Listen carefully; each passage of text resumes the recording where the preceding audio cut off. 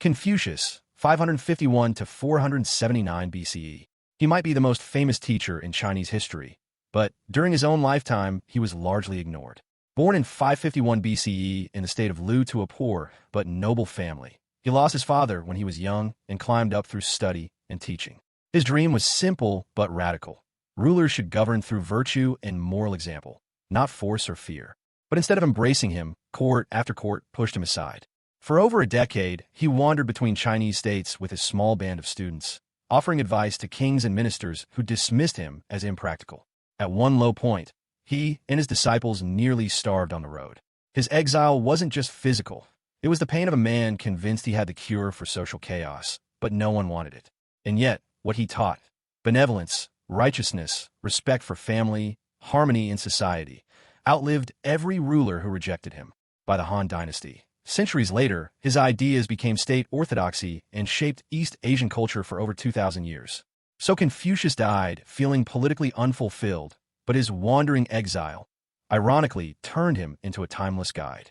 The man rulers ignored became the man nations built themselves upon. Socrates, 469 to 399 BCE, often called the father of philosophy, yet his own city treated him like a criminal. Born in Athens in 469 BCE, he was a stonecutter's son who became a soldier, then one of history's most relentless questioners. His method was simple but dangerous, asking people to examine their beliefs until contradictions appeared. To the powerful, that felt like exposure. After the Peloponnesian War, Athens was unstable and suspicious. At 70, Socrates was charged with impiety and corrupting the youth. In reality, his crime was challenging lazy thinking and poking at authority. Found guilty by a narrow jury vote, he was offered a choice: flee into exile or face execution. Most men would have escaped. Socrates refused. He told his friends that abandoning his principles would betray philosophy itself. And so, in 399 BCE, he calmly drank the cup of hemlock in front of them, choosing death over compromise. That act turned him from nuisance to legend. Plato and Aristotle built their work on his example, and for over 2,400 years, he's been remembered as philosophy's first martyr, a man who proved that an examined life truly is worth more than a long one. Aristotle, 384 to 322 BCE, born in northern Greece in 384 BCE, the son of a royal physician. At 17, he entered Plato's academy in Athens, where he stayed for 20 years, absorbing and debating philosophy until he forged his own path. Unlike Plato, Aristotle trusted observation and logic over abstract forms, and his curiosity reached everywhere: ethics, politics, biology, physics, even poetry. His most famous pupil was Alexander the Great. That tie raised his status, but it also planted a political shadow. When Alexander died in 323 BCE, anti-Macedonian anger surged in Athens. Enemies accused Aristotle of impiety, the very same charge that had condemned Socrates a century earlier. But Aristotle refused to suffer the same fate. He fled to the city of Chalcis, declaring he would not let Athens sin twice against philosophy. It was a bitter end for a man who had given the city its greatest teacher. He died in exile the following year. Yet his influence never left Athens or the world. His works on logic, science, and ethics became the foundation of Western thought for over 2,000 years, earning him the lasting title, simply the philosopher. Ovid, 43 BCE, 17 CE. He wasn't a philosopher, but a poet who shaped how Rome, and later Europe, thought about love, myth, and art. Born in 43 BCE, he rose to fame in Rome with witty, daring works like The Art of Love and his epic Metamorphoses. He was the voice of elegance in an empire of power. But in 8 CE, Emperor Augustus suddenly banished him to Tomis, a bleak port on the Black Sea. There was no trial and no appeal.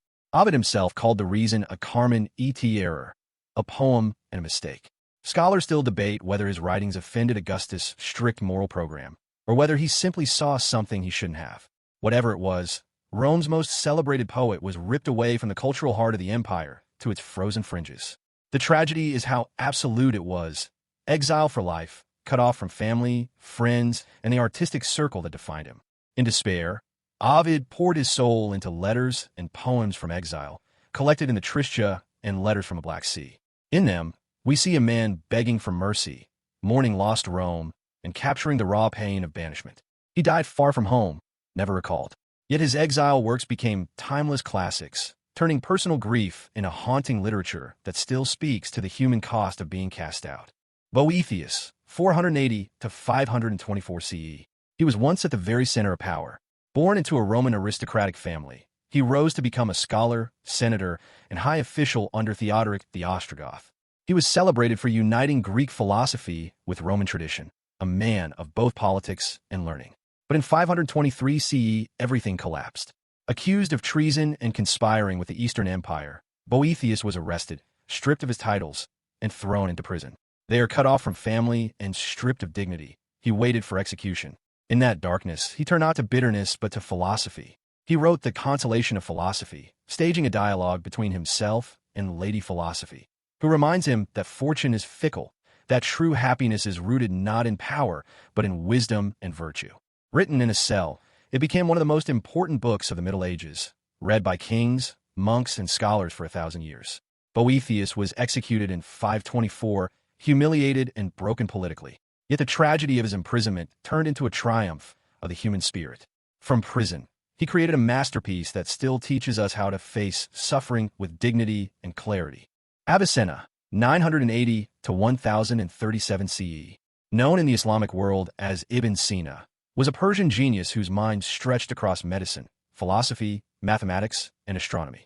By his 20s, he'd already written works that blended Aristotle with Islamic thought, and his medical encyclopedia would remain a standard in Europe for nearly 500 years.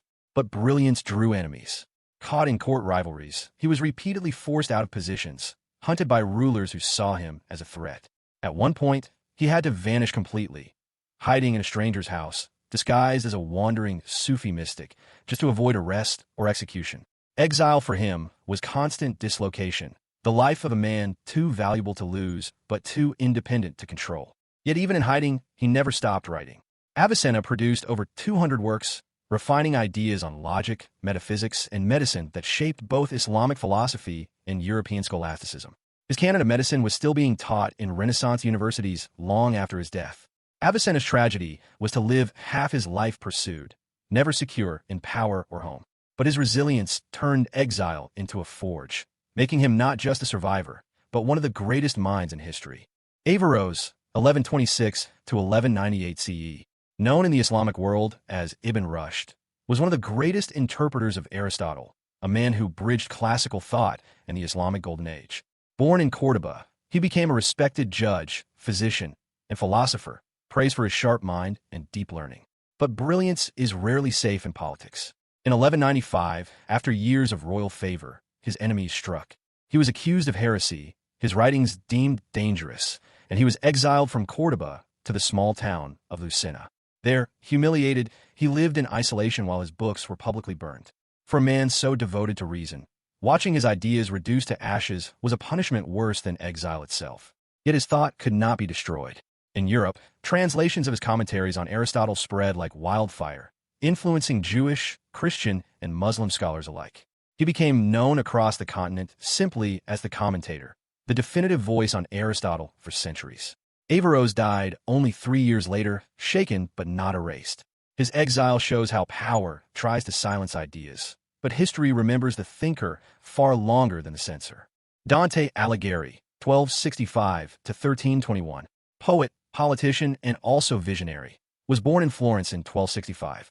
In his youth, he fought in battles, fell into politics, and became part of the city's ruling class. But Florence was torn between rival factions, and when his enemies gained power, Dante was sentenced to exile in 1302. If he ever returned, it would mean death by fire. That banishment cut him deeper than anything.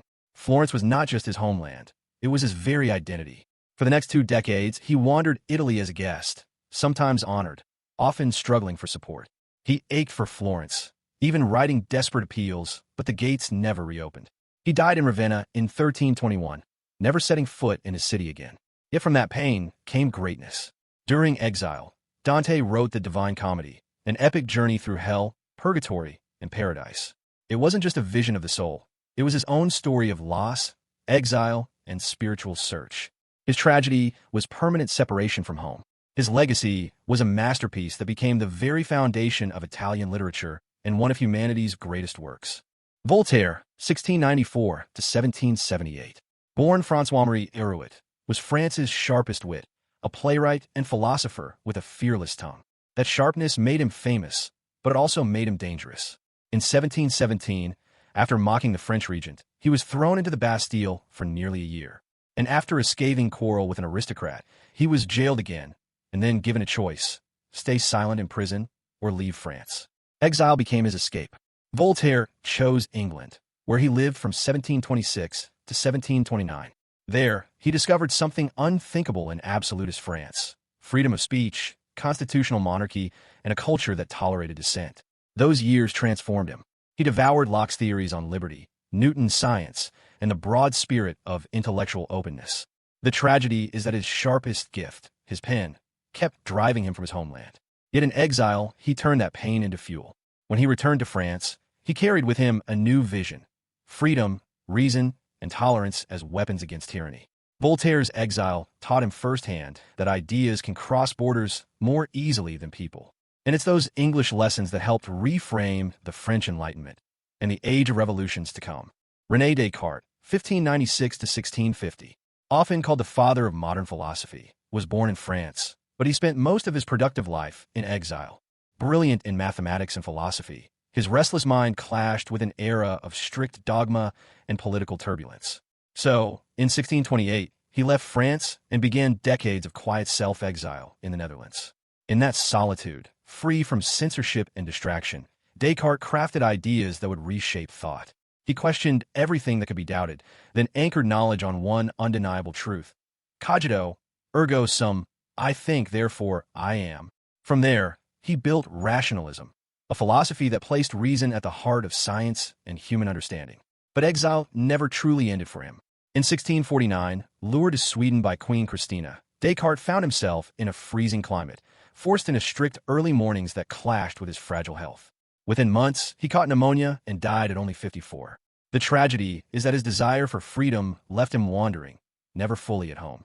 Yet that solitude birthed modern philosophy, a system so powerful that mathematics, science, and reason today still stand on its foundations. Baruch Spinoza, 1632 to 1677. He grew up in Amsterdam's Portuguese Jewish community, the son of refugees who had fled persecution in Iberia. By his early 20s, he was already asking dangerous questions about scripture, miracles, and the nature of God that shocked religious leaders. At just 23, he was formally cast out with a herem, a curse of excommunication so severe it banned anyone from speaking to him or even coming near him. This wasn't just a break with the synagogue. It meant total social death. Family, friends, community, all gone in a single decree. Yet Spinoza didn't turn bitter. He lived simply as a lens grinder, surviving on modest work, while privately writing some of the boldest philosophy ever produced. In his masterwork, The Ethics, he described God not as a distant ruler, but as identical with nature itself, a vision of reality as a single infinite substance governed by reason. The tragedy is that Spinoza spent his entire adult life as an outsider, never fully accepted anywhere. But his solitude became a kind of freedom. From exile, he built a philosophy of clarity and serenity, ideas on God, nature, and human freedom that continue to inspire scientists, philosophers, and seekers today. Jean-Jacques Rousseau, 1712 to 1778, born in Geneva in 1712, became one of the boldest voices of the Enlightenment. But his writings, which questioned inequality, religion, and education, constantly provoked outrage. Works like Émile and The Social Contract were condemned in both Geneva and France, burned publicly, banned officially. Suddenly, Rousseau himself was declared an outlaw. For the rest of his life, he wandered Europe in exile, moving from Switzerland to France to Prussia, never settling for long. Instead of letters of welcome, he often found locked doors or angry crowds. The years left him suspicious, convinced that powerful enemies were plotting against him. Even friendships with fellow philosophers decayed under the weight of his paranoia. The tragedy was clear: a thinker driven by love for humanity, forced into a life of mistrust and flight. Yet those very experiences fueled his philosophy. Rousseau's claim that humans begin good but are corrupted by society wasn't abstract. It was his own life written in thought. By the time he died in 1778, Rousseau was exhausted and lonely, but his message survived: freedom, equality, and the dignity of the individual. Exiled in life, central in history, his ideas lit the fuse for the French Revolution and continue to echo through modern democracy. Victor Hugo, 1802 to 1885. He was not only a novelist and poet, he was also a relentless voice for justice in 19th century France. His criticism of Napoleon III's coup in 1851 made him an enemy of the new regime, and like many outspoken thinkers, Hugo paid the price. He was banished from France and spent nearly 20 years in exile, first on the island of Jersey, then Guernsey in the English Channel. For a man who loved Paris and thrived in its political life, being cut off was a deep wound. From his rocky island home, he could only watch as his beloved city endured turmoil without him. Yet Hugo turned exile into fuel. Those long years gave birth to Les Miserables, not just a novel, but a sweeping philosophy of human dignity, justice, and resilience in the face of oppression. The tragedy is that Hugo lost decades of direct influence in his homeland, torn away from the cultural heartbeat of Paris.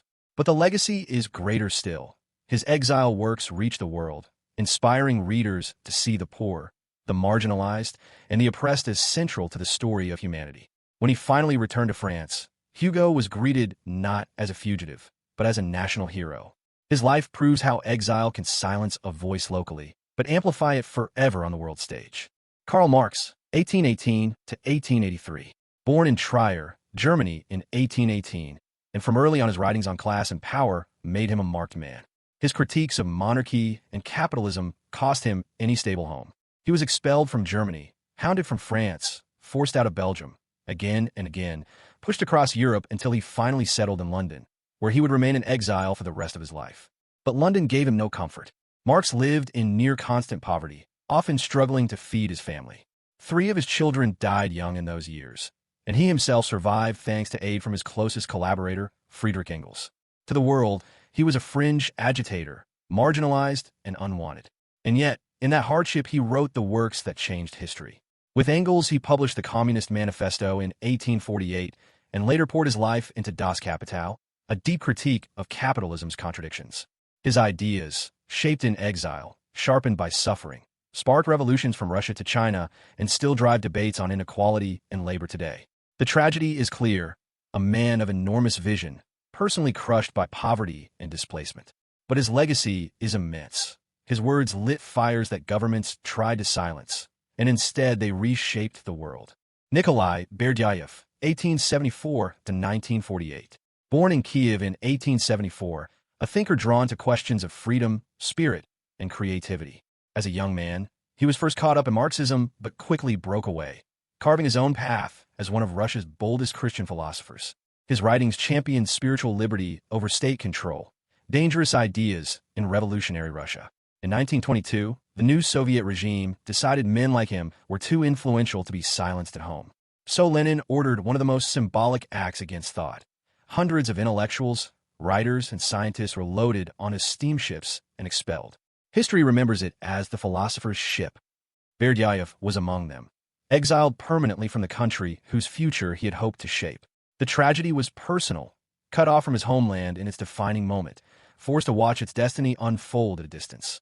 Yet Berdyaev rebuilt his life in Berlin, then Paris, where he continued writing on freedom, faith, and the dignity of the human person. By the time of his death in 1948, he had become the voice of Russian spiritual philosophy abroad. His exile showed that while empires can cast out their thinkers, ideas have no borders. They endure, moving wherever minds are willing to carry them.